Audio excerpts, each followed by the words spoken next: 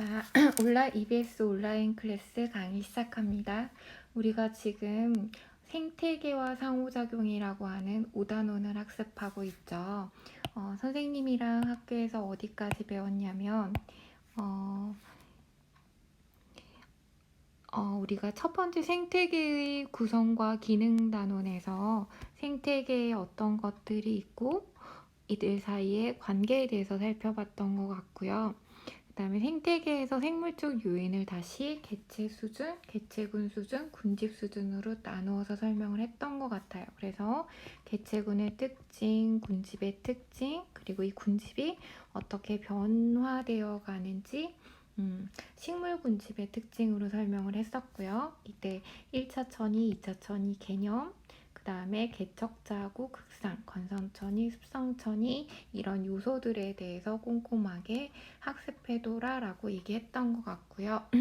그 다음에 이제 마지막으로 이런 생태계에서 결국 생물체를 위해서 에너지가 어떻게 이동하고 물질은 어떤 방식으로 이동하는지에 대해서 공부를 하다가 말았어요. 그래서 우리가 에너지의 흐름까지 살펴봤던 것 같아요. 그리고 이제 물질은 어떻게 순환하고 이때 이들 사이에서 생산과 소비가 어떻게 이루어질 것인지, 그렇게 해서 생태계가 평형을 이루어야지만 안정되게 계속해서 유지될 수 있더라 라고 5-1을 마무리하고요. 5-2는 다시 생물 다양성과 보존이라고 하는 소단원을 가지고 학습할 건데, 생물 다양성이 어떤 의미가 있는지 그냥 용어 정리 정도라고 생각하시면 되고, 생물 다양성을 그러면 보존하기 위해서 도대체 왜 생물 다양성이 감소하고 있고 이들의 평형을 이룬다는 게 어떤 의미이고, 그렇게 하기 위해서 얘들을 보존하기 위한 방법에는 어떤 것들이 있는지 아주 간략하게 살펴본 다음에 마무리 짓도록 할 거예요. 그러면 교과서 183페이지 우리가 에너지 흐름까지 184페이지, 4페이지까지 했던 것 같네요. 에너지라고 하는 것은 한 방향으로 흐른다라고 얘기를 했던 것 같아요. 순환하지 않고 빛에너지가 생산자에 의해서 화학에너지로 전환되면 유기물이 갖는 화학에너지를 먹이사슬에 따라서 계속해서 전달되면서 ATP라고 하는 화학에너지로 전환시켜서 사용하고, 이때 열에너지를 방출하고 열에너지는 복잡계가 커지기 때문에 다시 사용 가능한 형태가 아니기 때문에 계속해서 외부에서 에너지를 공급해 줘야 된다라고 설명을 했던 것 같아요. 그리고 나서 에너지에서 이 생태 피라미드라고 하는 것을 한번 공부를 했던 것 같아요. 생태계의 종류에 따라서 생태 피라미드는 다양하게 나타나겠죠. 산림에서나 초원에서나 해양에서나 다양하게 나타나지만 기본적인 틀은 같았던 것 같아요. 제일 아래쪽이 생산자, 위쪽으로 갈수록 상위 영양 단계라고 생각을 하시면 되고, 상위 영양 단계를 따라가면서 증가하는 물리량과 감소하는 물리량에 대해서 한번 살펴봤고, 에너지 양이라고 하는 것은 계속해서 사용 가능한 형태의 에너지 양이 줄어들기 때문에 상위 단계로 갈수록 에너지 양은 감소했죠. 그렇지만 에너지 효율이라고 하는 것은 상위 영양 단계로 갈수록 증가했다라고 하는 개념에 대해서 선생님 설명을 했었고, 에너지 효율을 실제로 계산하는 이러한 방법에 대해서 계산해봐라 라고 하면 계산할 수 있어야 된다라고 교과서 뒷페이지에 나와 있는 개념 확인 문제를 한번 같이 풀었던 것 같아요. 혹시 선생님이랑 같이 풀지 못한 반이 있더라도 개념 확인 문제, 개념 적용 문제, 교과서 끝까지 시험 범위에 있는 문제들은 각자 한번 풀어본 다음에 시험을 보시면 될 것 같아요. 일단 넘어가도록 할게요. 오늘은 뭐 할 거냐면 물질의 순환에 대해서 공부를 할 거예요. 생명체에서 되게 큰 중요한 역할을 하는 필수 원소들에는 여러 가지가 있겠지만 주로 탄소나 질소나 수소나 인이나 이런 것들이 중요한 역할을 한다라고 생각하시면 돼요. 탄소 같은 경우는 탄수화물의 주요 원소이고 단백질이나 지질의 주요 구성 원소이기 때문에 에너지원으로 이용돼서 유기물에서 엄청 중요한 역할을 하고 있는 원소고요. 질소는 아미노산이나 핵산이나 엽록소 같이 생물을 구성하는 물질의 주요 원소예요. 물론 인이라고 하는 것은 핵산이나 인지질을 구성하는 필수 원소이기 때문에 생물을 구성하는 이러한 물질들 중에서 제일 의미 있게 관찰할 수 있는 이러한 요소에 대해서 공부를 할 건데, 인해순환에 대해서는 교과서에서 언급하고 있지 않기 때문에 사실은 중요하지만 패스를 하고 우리는 탄소의 순환과 질소의 순환만 간략하게 설명하고 넘어가도록 할게요. 탄소 같은 경우는 주로 대기권에서 이산화탄소의 형태로 존재하죠. 이산화탄소는 화산이나 화석연료의 연소나 생명체의 호흡을 통해서 대기권으로 공급되면 대기권에 있는 탄소가 다시 생물권으로 흡수되기 위해서는 광합성하는 생산자의 역할이 크다라고 생각을 해주시면 될 것 같네요. 이산화탄소가 생물권으로 들어오는 방식은 광합성이나 혹은 암석과 빗물에 의해서 HCO3- 이런 형태로 계속 침전되어서 석회암이라든가 다른 연료 형태로 남아있다라고 생각할 수도 있는데, 일단 기본적으로 생물권과 대기권에서의 탄소의 순환에 대해서 한번 살펴보도록 할게요. 탄소 순환은 딱히 어려운 내용은 없어요. 대기 중에서는 이산화탄소의 형태로 존재하며 이 대기 중에 있는 이산화탄소가 생물권으로 들어오기 위해서는 생산자의 광합성이라고 하는 과정이 필요하죠. 이 광합성을 할 수 있는 생산자 집단에는 태양 에너지를 받아들일 수 있는 색소를 가지고 있고, 이 색소를 통해서 CO2를 C6H12O6 같은 좀 복잡한 유기물 형태로 바꿔줄 수 있어요. 그래서 광합성을 통해서 이산화탄소가 유기물 형태로 고분자 물질로 합성이 되면 이 유기물을 1차 소비자가 섭취를 하겠죠. 그리고 자신의 몸에 필요한 성분을 또 만들고 1차 소비자를 다시 2차 소비자가, 2차 소비자를 3차 소비자가, 이런 식으로 유기물의 형태로 탄소는 먹이 사슬을 따라서 이동한다라고 생각을 하시면 돼요. 그런데 이 생물권 내에서 계속해서 머물러 있는 게 아니라 유기물 형태로 전달받은 탄소는 호흡이라는 과정을 통해서, 호흡이라는 건 뭐예요? 유기물을 분해해서 에너지를 만드는 거죠. 이산화탄소는 무기물이에요. 유기물로 만들기 위해서 저분자 물질이 고분자 물질이 되기 위해서 에너지 투입해야 되는데, 그 에너지를 빛을 이용한 것이고, 유기물을 다시 무기물로 만들기 위해서 전자를 뺏어오고 에너지를 방출시키는데, 이때 방출되는 에너지는 ATP나 열에너지의 형태죠. 그리고 나서 이 무기물 형태인 CO2는 다시 대기 중으로 돌아가게 되겠죠. 그래서 대기 중에 있는 이산화탄소는 생산자가 흡수해서 유기물화 만들어주고, 유기물의 형태의 탄소는 각각 영양 단계를 거치면서 유기물의 형태로 이동을 하게 되고, 이 영양 단계에 있는 생물권에서의 탄소는 다시 호흡을 통해서 이산화탄소의 형태로 어디로 가냐면 대기 중으로 이동한다라고 생각하시면 돼요. 물론 이 영양 단계에 있는 생물의 사체나 배설물을 분해하는 생물 집단을 분해자라고 하고, 분해자도 역시 뭐 해야 되냐면 에너지를 얻기 위해서 이런 사체나 배설물들에 들어있는 유기물을 CO2로 호흡을 통해서 배출하면서 에너지를 얻는다라고 생각을 하시면 돼요. 그래서 대기권과 생물권 사이에서 탄소는 계속해서 순환하게 되는 거죠. 그런데 보시면 이러한 동식물의 사체나 배설물이 빠른 속도로 분해되지 않고 계속해서 쌓이게 되면 이게 이제 우리가 얘기하는 자원이 되는 거죠.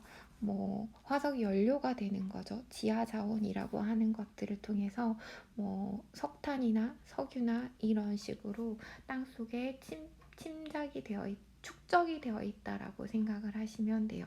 그런데 만약에 우리가 이러한 땅 속에 들어있는 지하자원 형태의 탄소는 얘를 다시 우리가 사용하기 위해서 연소를 시켜서 대기 중으로 돌아가게 되는데 음, 굉장히 많이 이러한 연료를 사용함에 따라서 대기 중에 있는 이산화탄소를 생물이 흡수하는 속도보다 내가 소비해서 대기 중으로 방출시키는 이산화탄소의 양이 훨씬 많아지게 된다면 대기 중에 화석연료의 사용이 증가하거나 다른 환경오염들 때문에 대기 중에 이산화탄소 양이 증가하겠죠. 그래서 생산자의 광합성 속도가 못 따라가게 되면 대기 중에는 이산화탄소가 점점 쌓여서 이산화탄소의 농도가 높아지게 되겠죠. 그러면 이산화탄소 농도가 높아지면서 지구온난화는 과속화될 것이고 지구온난화에 따라서 여러 가지 생태계에서 문제점들이 발생하게 되겠죠. 이게 지금 탄소의 순환에 관한 내용이에요. 여러분이 한번 읽어보시면 어렵지 않게 이해할 수 있을 것 같아서 우리는 질소 순환으로 넘어가도록 하겠어요.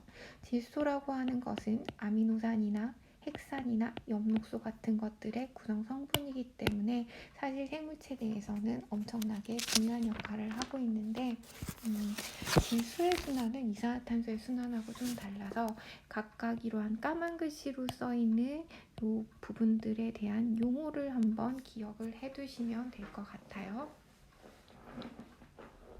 질소는 마찬가지로 대기 중에 존재하는 질소와 생물권 내의 질소 사이에서 계속해서 순환이 돼야 돼요. 물질은 순환하고 에너지는 흐른다라고 하는 게 이 5파트 물질의 순환과 에너지의 흐름에서의 핵심 어떤 내용이에요. 그러면 질소 같은 경우는 대기 중에 N2 상태로 존재하는데 이 N2는 공유결합이 3개짜리예요. 그렇기 때문에 쉽게 얘를 끊어서 쓸 수가 없고 얘를 이제 마찬가지로 동물이 직접 이용할 수는 없고 식물체를 통해서 유기물화되면 얘를 이제 사용할 수 있게 되는데 식물이 질소를 어디로 흡수해요? 이산화탄소는 광합성을 하기 위해서 잎의 기공을 통해서 흡수하잖아요. 그러면 질소라고 하는 것은 잎의 기공을 통해서 흡수하는 게 아니라 뿌리를 통해서 흡수하게 되는 거예요. 그러면 식물이 질소를 뿌리를 통해서 흡수하기 위해서는 흙에 있는 물에 잘 녹아있는 이온 상태여야지만 식물이 흡수할 수 있는 상태가 되는 거예요. 그래서 식물은 대기 중에 있는 N2 상태의 질소를 직접 이용하지 못하고 NH4 플러스 같은 암모늄염이나 혹은 NO3 같은 질산염 형태로 바뀌어야지만 식물이 이용할 수가 있어요.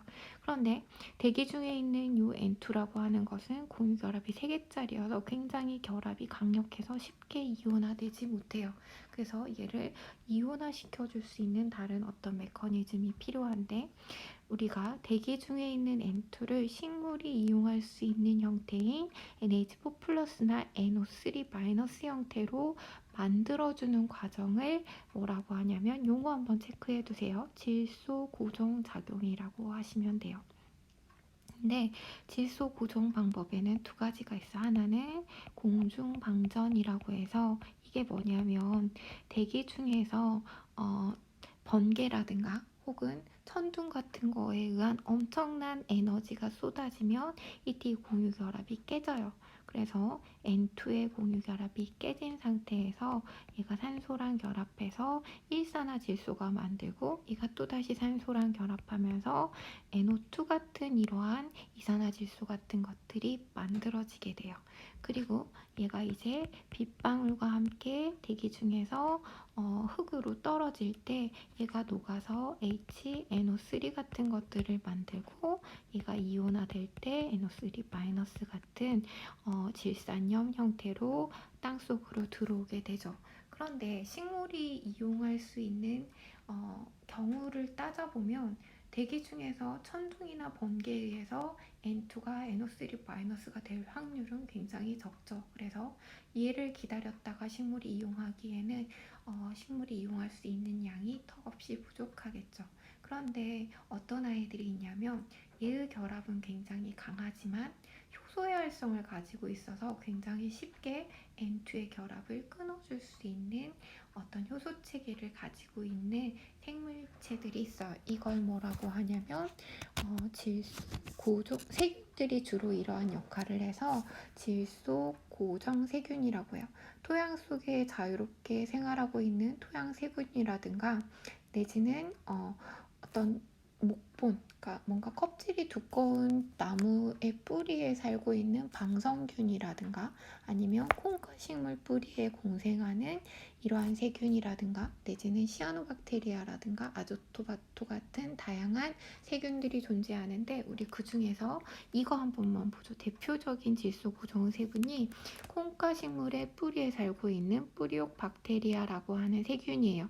이거 언제 우리가 봤냐면 군집의 상호작용에서 공생이라고 하는 게 있죠. 서로 같이 함께 살아가는 게 있는데 이때 공생에는 상리공생이 있었던 거 생각나요? 종 A하고 종 B 둘 다에게 이득이 될 때 상리공생이라고 해서 대표적인 예로 지유류, 조류하고 균류의 공생체 또 뿌리옥 박테리아의 뿌리옥과 뿌리옥 콩과 식물과 뿌리옥 박테리아의 공생 관계에 대해서 공부를 했던 것 같아요. 식물은 질소를 필요로 하는데 식물이 흡수할 수 있는 형태는 암모늄염이나 질산염 형태인데 대기 중의 질소를 이렇게 바꿔줄 수 있는 세균이 뿌리옥에 살고 있는 뿌리옥 박테리아라고 하는 세균이에요. 그럼 뿌리옥 박테리아는 콩과 식물에게 질소를 공급해주고 대신 꽃과 식물은 뿌리옥 박테리아에게 서식처를 공급해줘서 이러한 경우를 상리공생이라고 설명을 했던 것 같아요. 그래서 첫 번째 질소 고정은 공중방전이나 혹은 세균에 의해서 일어나는데 대표적인 세균이 콩과 식물에 살고 있는 뿌리옥 박테리아다라고 설명해 주시면 되겠네요. 그러면 이 박테리아나 공중방전에 의해서 NH4+나 NO3-의 형태가 되면 식물은 얘를 흡수해서 뭘 할 수 있냐면 식물이 필요한 아까 얘기한 아미노산이나 단백질이나 기타 엽록소나 이런 등등등을 만들어 줄 수가 있어요. 그런데 이건 지금 보면 질소 하나짜리잖아요. 그런데 아미노산이나 단백질은 질소가 수천 개 있는 것이고 핵산도 마찬가지고 그렇기 때문에 저분자 물질을 고분자 물질로 합성하는 것을 우리는 동화작용이라고 했고 고분자 물질을 저분자 물질로 분해하는 물질 대사를 이화작용이라고 했던 거 생각나죠? 그래서 이렇게 뿌리를 통해 흡수한 이러한 저분자 물질의 질소를 아미노산이나 단백질이나 기타 핵산 같은 고분자 물질로 합성하는 과정을 질소 동화작용이라고 하시면 돼요. 동화작용은 어디에서 일어나냐라고 하면 녹생 식물이나 혹은 소비자나 이러한 각각 생물체 내에서 생물체가 가지고 있는 효소의 활성으로 일어난다라고 생각하시면 돼요. 우리도 마찬가지예요.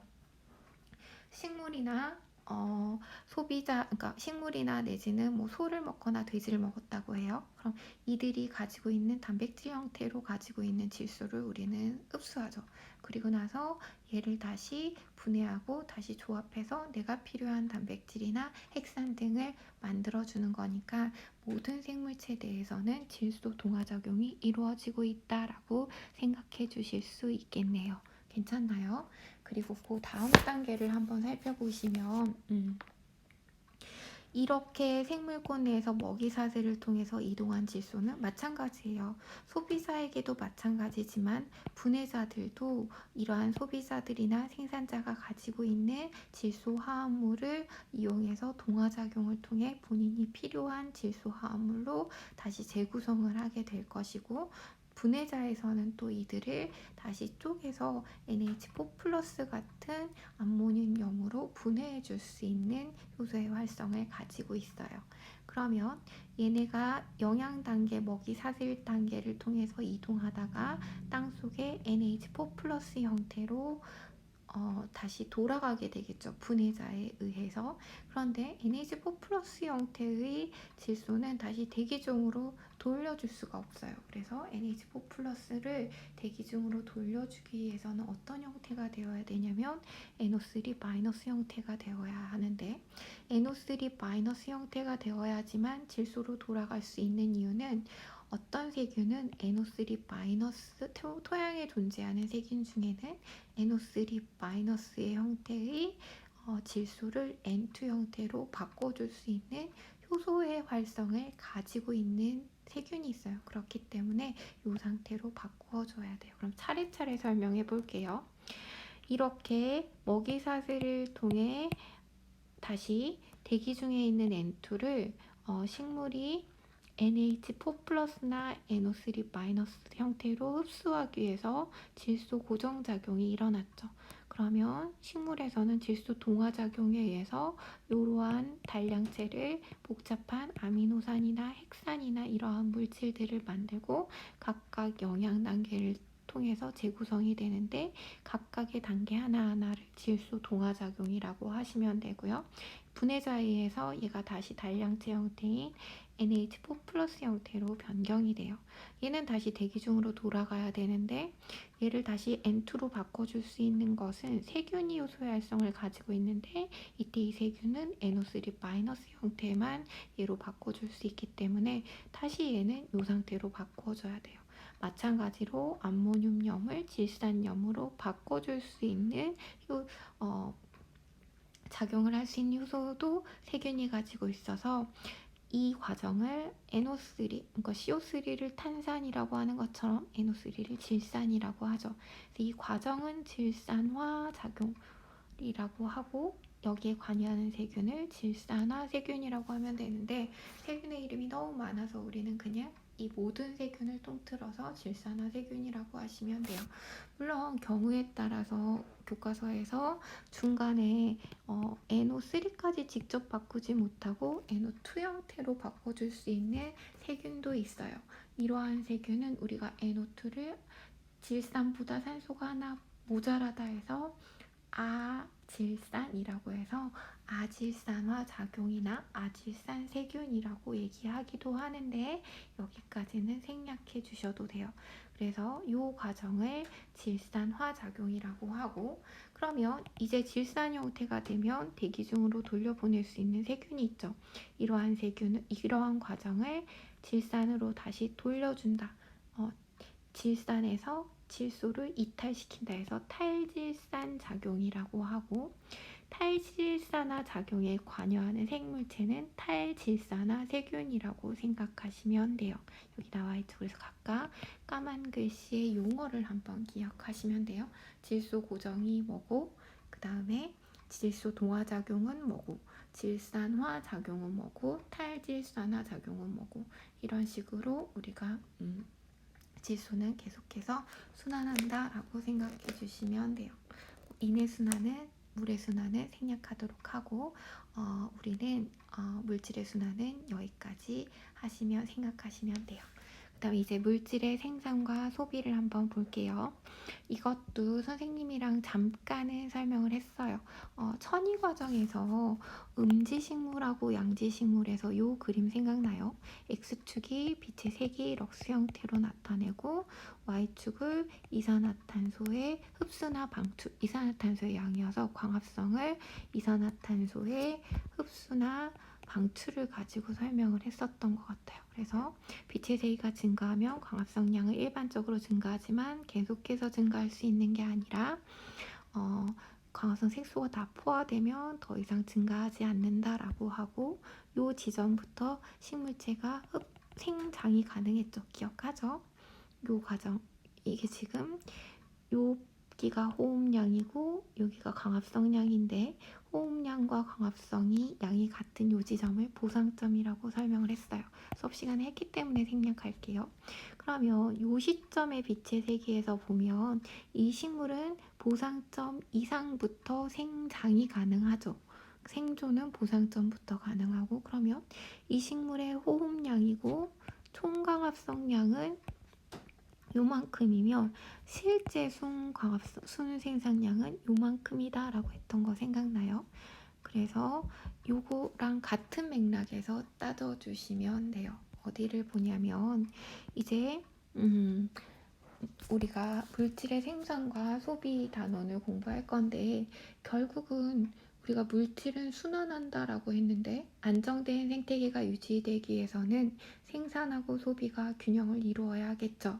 뭐 생산자가 생산하는 유기물이 먹이 사슬로 연결돼서 다른 생물들을 부양하는 역할을 하고, 결국은 이 생태계가 유지되기 때문에 생산자가 충분한 양의 어떤 유기물을 생산하는 것은 생태계 유지에 있어서 굉장히 중요해요. 그래서 생태계의 안정성을 평가하기 위해서는 식물 군집의 생산량이라고 하는 게 큰 의미가 있는 거죠. 그래서 아마 187페이지를 우리가 학습을 하는 것 같아요. 그냥 우리는 단순하게 까만색 글씨의 용어 정리 정도만 기억해 주시면 될 것 같아요. 그래서 총생산량이라고 하는 것은 생산자가 광합성을 통해 생산한 유기물의 총량을 말 그대로 총생산량이라고 하고, 총생산량에서 모든 것들이 다 소비자에게 전달되는 게 아니라 생산자의 호흡으로 일부는 소비가 되죠. 이때 호흡으로 소비되는 생산량을 우리는 호흡량이라고 하시면 돼요. 그래서 실제로 총 생산량에서 호흡량을 뺀 나머지 양이 이제 순광합성량이 되겠죠. 여기까지 되나요? 이 순생산량 중에서도 이게 고스란히 식물체에 다 남아서 식물의 생장에 사용되지는 않겠죠. 왜냐하면 일부는 소비자에게 먹히고 일부는 낙엽이나 아니면 말라 죽거나 해서 사라지게 되겠죠. 그래서 이 순생산량은 다시 고사, 말라 죽거나 낙엽이 돼서 죽은 양, 그 다음에 초식 동물에게 잡혀 먹힌 양, 그리고 이제 아주 생산량 이런 것들을 제외한 나머지 양만큼만 식물에 저장되게 되는 거겠죠. 요 표가 무슨 말인지 이해가 되나요? 그래서 요걸 한번 체크해 두시면 돼요.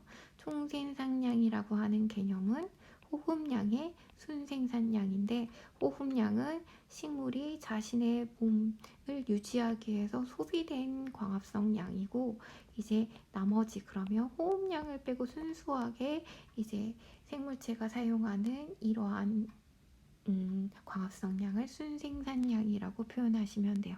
그러니까 총생산량에서 호흡량을 뺀 값이라고 생각하시면 되고, 순생산량 중에서도 식물체에게 저장되어 있는 유기물량은 생장량이고, 나머지 잡혀 먹거나 죽은 양은 낙엽량, 고사량이나 피식량으로 계산해 줄 수가 있겠네요. 이해가 됐죠? 그리고 나서 다시 피식량은 즉 초식동물의 1차 소비자의 입장에서 보면 잡아먹은 양, 섭식량이 되는 거죠. 이 섭식량 중에서 여기 보시면 아예 소화도 되지 않고 밖으로 빼버린, 소화되지 않고 배출되는 양이 순수하게 배출량이고, 실제 이제 그 섭식량 중에서 소비자에게 사용되는 요 양을 동화량이라고 하시면 돼요. 이 동화량 중에서도 생물체에 남아있는 양은 생장량이 되겠죠. 그리고 얘가 자신의 몸을 유지하기 위해서 호흡을 통해서 혹은 죽은 양이 포함되겠죠. 그러면 섭식량은 다시 배출량하고 동화량으로 나누는데, 동화량은 마찬가지로 피식 잡혀 먹겠죠. 2차 소비자에게, 혹은 그냥 죽었어. 고사량처럼 자연사량 플러스 호흡량, 에너지를 만들기 위해서 소비된 양으로 계산해 줄 수가 있겠네요. 그래서 각각의 개념을 한번 체크해 보시면 되는데, 요 그래프를 한번 우리가 챙겨두시면 좋을 것 같아요. 선생님이 EBS 학습지를 또 마찬가지로 올려줄게요. 그래서 거기에 아마 그래프가 나와 있을 것 같은데, 어떤 그래프냐면 정확한 그래프는 선생님이 EBS 학습활동지에서 다시 나눠줄게요. X축을 수령이라고 하고, 수령이라고 하는 건 나무의 나이예요. 그러니까 사실은 나무의 나이라고 하는 건 1, 2년 텀이 아니라 수백, 수천 년을 텀으로 군집이 변한, 군집의 천이에서 설명했다시피 뭐 20년, 40년, 80년, 100년, 200년, 600년 뭐 이런 식으로 간다라고 생각을 하시면 되고, Y축은 생산량 그래프라고 하시면 돼요. 생산량이라고 하는 거는 뭐 예를 들어서 1년당 단위는 뭐 1헥타르당 뭐 몇 톤 뭐 이런 식으로 표현해 줄 수가 있겠네요. 그리고 나서 보시면 이게 지금 천이 초기고 이쪽으로 갈수록 천이 후기 안정된 상태라고 생각하시면 돼요. 그러면 생산량은 천이 초기 단계 더 많고 안정된 곳에서 총 생산량은 더 줄어든다라고 했던 것 같아요. 왜냐하면 호흡량이 그만큼 많아지니까. 그러니까 다시 말해서 이 군집을 유지하기 위해서 사용되는 양이 많아지니까 순생산량은 오히려 극상으로 갈수록 줄어든다라고 한번 설명을 했던 것 같아요. 이게 만약에 첫 번째가, 잠깐만요, 그림을 좀 다시 그려볼게요.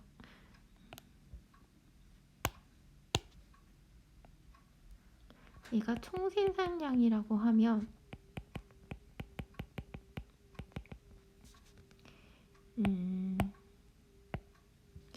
총생산량이라고 하면 순생산량은 이 정도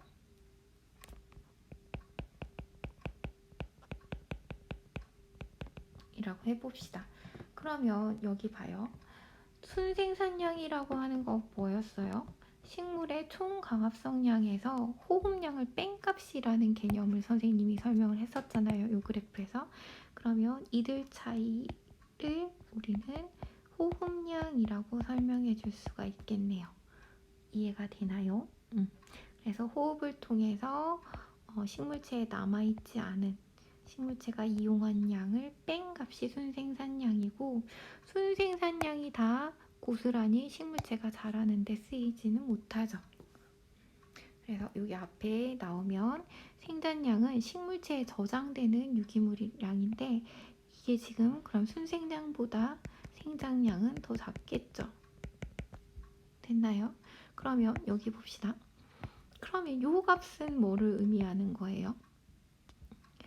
그쵸? 식물체에 순수하게 남아있지 못하고 죽은 거, 낙엽이 지거나 혹은 말라 죽거나 혹은 1차 소비자에게 잡아먹힌 양이 되겠죠. 그래서 이 그래프를 해석하는 거 한번 체크해 두시면 될 것 같아요. 뭐 생물량이라고 하는 건 생장량하고 또 달라요.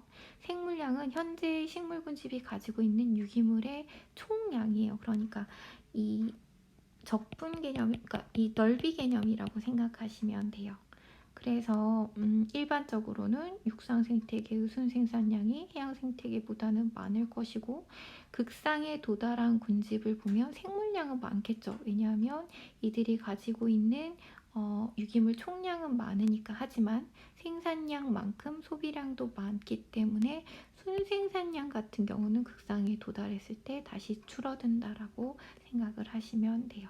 그래서 천이가 진행 중인 군집의 생물량은 적지만 순생산량은 오히려 많다라고 하는 그래프를 해석해 줄 수가 있겠네요. 다시 앞으로 넘기시면, 그래서 여기까지가 물질의 생산과 소비 파트였어요. 어렵지는 않고 각각 그 용어 있잖아요. 총생산량이 뭔지, 순생산량이 뭔지, 그러면 이 그래프로 나타냈을 때 호흡량이 뭔지, 어떤 의미를 가지고 있는지 어렵진 않으니까 한번 교과서를 꼼꼼히 읽으시면서 체크해 두시면 될 것 같아요. 마지막으로 생태계 평형이라고 하는 것은 그냥 여러분이 쉽게 읽어보시면 알게 돼요. 생태계가 안정한 상태를 유지하는 게 생태계 평형이겠죠. 뭐 안정한 상태를 유지하기 위해서는 군집의 종류나 개체 수나 물질의 양이나 에너지 흐름 등이 일정한 안정한 상태를 유지를 해야 되겠네요. 그래서 평에 영향을 주는 요인들에는 먹이 사슬이나 혹은 환경 요인 혹은 물질 순환 같은 것들이 생태계의 평형에 영향을 주겠죠. 그래서 생태계가 평형하기 위해서는 급격한 환경 변화가 없어야겠죠. 먹이 그물은 복잡하면 좋을 것 같고 생물 종수가 많으면 좋겠죠. 물질의 순환이나 물질의 순환은 안정적일수록 생태 평형이 잘 유지되고 에너지 흐름도 원활해야겠죠. 그리고 천이 중인 군집보다는 극상을 이룬 군집에서 생태계 평형이 더 잘 유지되겠죠. 왜냐하면 천이 중인 군집은 계속해서 변하고 있는 상태이기 때문에. 그래서 이제 우리 여기 그림 한 번만 볼게요.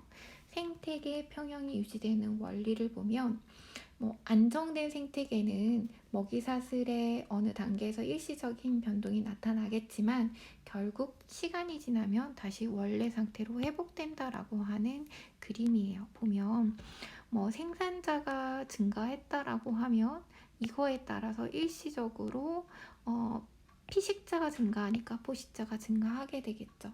그런데 이 1차 소비자가 증가하게 되면 피식자가 증가하니까 같은 맥락으로 2차 소비자가 증가하겠죠. 포식자가. 그런데 이게 포식자에 해당하면 생산자는 감소하겠죠. 피식자니까. 됐나요?